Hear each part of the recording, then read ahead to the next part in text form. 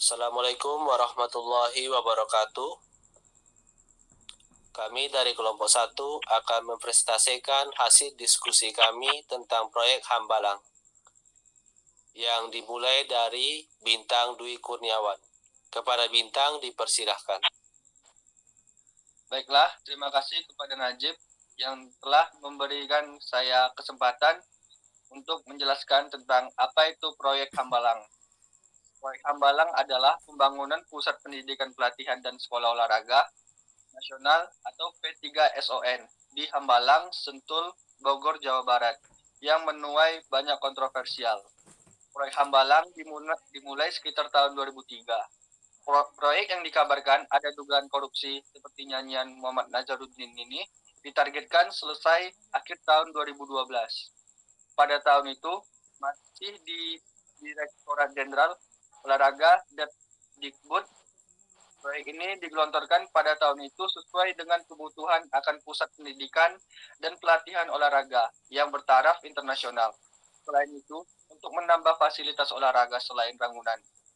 Pada tahun itu direkomendasikan 3 wilayah, yaitu Hambalang, Bogor, Desa Karawangan Pawitan, dan Terluk Bogor. Akhirnya, yang dipilih adalah Hambalang. Baiklah, sekian dari saya. Yang selanjutnya adalah perkembangan proyek Hambalang yang akan dijelaskan oleh Muhammad Nasrun Najib. Pada Najib, dipersilakan. Baiklah, saya akan melanjutkan presentasi yang dilakukan oleh Bintang Dwi Kurniawan. Perkembangan proyek Hambalang dimulai pada tahun 2003 sampai 2004. Pada tahun itu masih di Direktorat Jenderal Olahraga Dikbud. Proyek ini digelontorkan pada tahun itu sesuai dengan kebutuhan akan pusat pendidikan dan pelatihan olahraga yang bertaraf internasional. Selain itu, untuk menambah fasilitas olahraga selain reguan.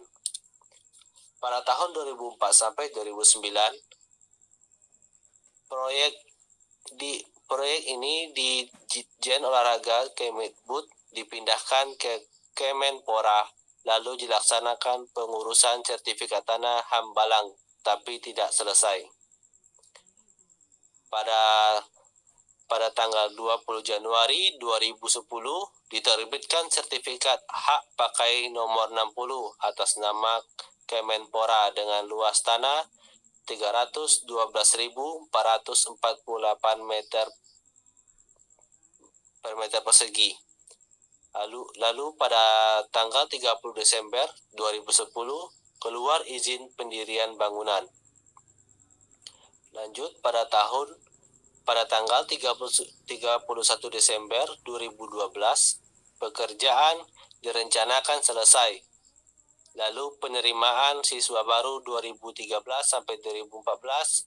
Sebelumnya KPK sudah memeriksa sejumlah saksi terkait penyelidikan Hambalang, mulai dari petinggi PD Ignatius Mulyono, Kepala BPN Joyo Winoto, istri Anas Urbaningrum, Antia Laila, M. Nazarudin, dan juga Menpora Andi Melarengeng.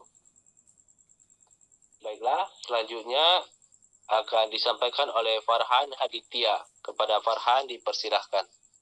Terima kasih Najib. Faktor utama penyebab kegagalan proyek yaitu adalah korupsi. Ketua Badan Pemeriksa Keuangan Hadi Purnomo mengungkapkan kerugian negara senilai 463,66 miliar rupiah dalam proyek Hambalang merupakan akibat dari gagalnya pelaksanaan proyek yang semula sudah direncanakan tersebut. Kerugian negara terjadi akibat perbuatan pihak-pihak tertentu yang dilakukan secara bersama-sama. Ketua KPK Abraham Samad mengungkapkan hasil perhitungan kerugian negara ini akan digunakan KPK sebagai bukti yang akurat untuk membuktikan adanya tindak pidana korupsi yang merugikan keuangan negara dalam pengadaan proyek Hambalang. Dia juga mengungkapkan, dengan diterimanya hasil perhitungan kerugian negara ini, KPK akan mempercepat penuntasan kasus Hambalang, termasuk penahanan tersangka. KPK menetapkan 3 tersangka atas dugaan penyalahgunaan wewenang yang merugikan keuangan negara dalam proyek Hambalang. Ketiganya adalah mantan Menteri Pemuda dan Olahraga, Andi Malarangeng, Kepala Biro Keuangan dan Rumah Tangga Kemenpora Deddy Kusnidar, serta mantan petinggi PT Adikarya Tengku Bagus Muhammad Nur. Selanjutnya akan dibacakan oleh Rela.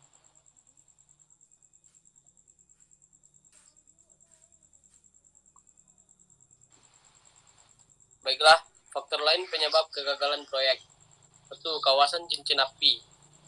Mantan Menteri Olahraga Adiaksa Daud mengingatkan di Bukit Hambalang tak layak dibangun kompleks olahraga. Alasannya, area tersebut berada di jalur Ring of Fire. Di situ ada Gunung Gede dan Gunung Galunggung. Semuanya rangkaian gunung berapi. Katanya pekan lalu mengutip pakar geologi D.A. Katili almarhum. 2. Rawan longsor. Menurut ahli Geotechnical Engineering dari Institut Teknologi Bandung, Masyur Irsyam, tanah di Bukit Hambalang rawan longsor. Jenis tanah di Hambalang itu clay shell atau tanah ekspansif. Tanah mudah longsor dan mengalami pelapukan katanya. 3. Kontur tanah. Lahan Hambalang mulanya adalah perbukitan dengan tingkat kemiringan mencapai 45 derajat atau lebih. Menurut Adiaksa, rencana awal hanya dirancang bangunan 2 lantai berbentuk huruf L, bukan untuk sport center yang tingginya 7 hingga 8 tingkat, ujarnya. 4. Curah hujan tinggi. Wilayah Bogor merupakan daerah dengan curah hujan tertinggi di Indonesia. Struktur tanahnya labil akibat guyuran hujan daerah disertai petir. Tanahnya memang sudah pernah longsor, ujar Kepala Bidang Evaluasi dan Deserminasi Kementerian Pekerjaan Umum Mr. Manalu pekan lalu. Baiklah, kelanjutan proyek sekarang akan dibacakan oleh Bintang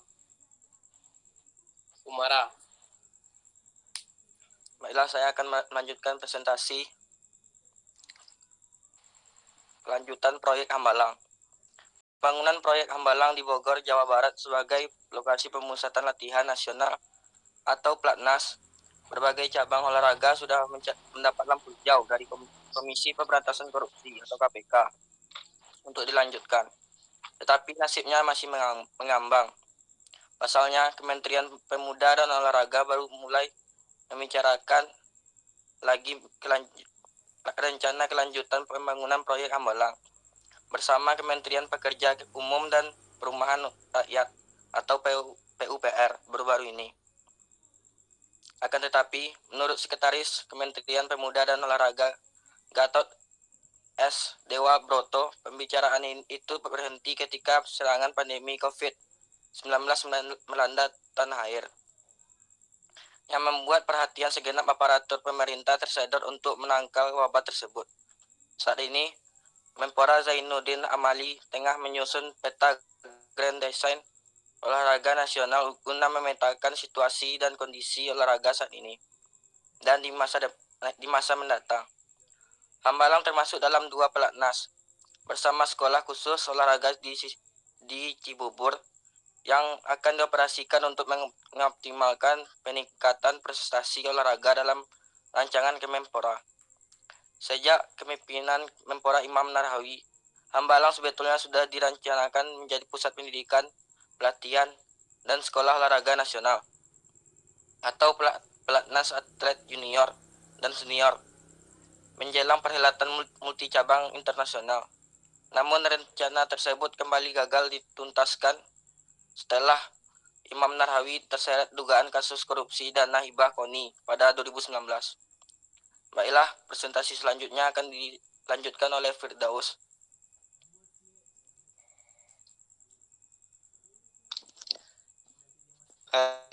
Kesimpulan dan solusi dari studi kasus proyek Hambalang. Kesimpulan. Adanya indikasi penyimpangan terhadap peraturan perundangan. Kedua, penyalahgunaan wewenang dalam proses persetujuan kontrak tahun jamak. Ketiga, sistem pengendalian intern yang tidak dijalankan sebaik-baiknya. Solusi yang pertama, pemerintah bersikap toleran dan permisif terhadap keberadaan korupsi. Kedua, praktek korupsi, kolusi, dan nepotisme harus dijauhi dari kehidupan sehari-hari. Dan komitmen yang kuat dari para pemimpin adalah kuncinya.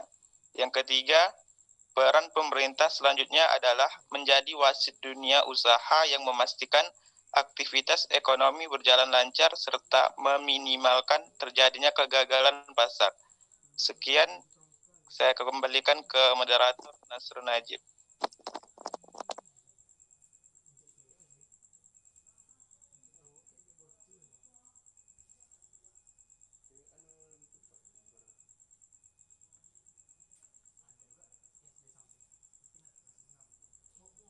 Sekian dari presentasi kelompok kami. Apabila ada kesalahan mohon dimaafkan.